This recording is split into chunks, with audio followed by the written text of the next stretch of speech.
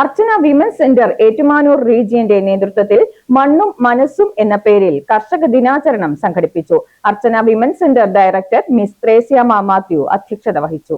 അതിരമ്പുഴ ഗ്രാമപഞ്ചായത്ത് പ്രസിഡന്റ് സജി ഒയെ ഉദ്ഘാടനം ചെയ്തു.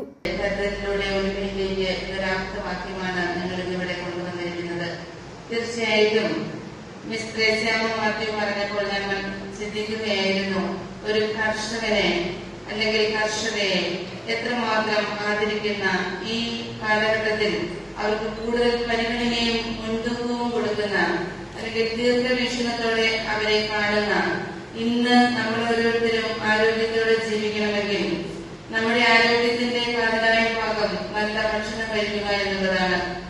ഈ ഭക്ഷണം നമുക്കിപ്പോൾ വന്നുകൊണ്ടിരിക്കുന്നത് സ്വാഭാവികമായിട്ടും അന്യ സംസ്ഥാനങ്ങളിൽ നിന്നാണ്.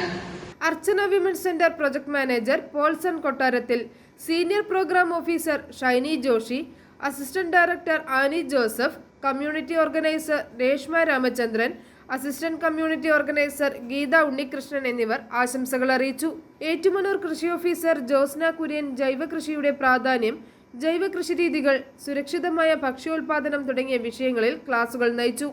തുടർന്ന് ഏറ്റുമാനൂർ റീജിയണിലെ ഓരോ യൂണിറ്റിൽ നിന്നും തിരഞ്ഞെടുത്ത മികച്ച കർഷകരെ ആദരിച്ചു.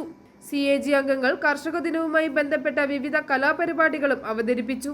യൂണിറ്റ് ഓഫീസർമാർ, ആർച്ച്ഫെഡ് അംഗങ്ങൾ, CAG അംഗങ്ങൾ, കാർഷിക ക്ലസ്റ്റർ അംഗങ്ങൾ എന്നിവരടക്കം 50ഓളം പേർ പരിപാടിയിൽ പങ്കെടുത്തു. i4 news, Ettumanoor.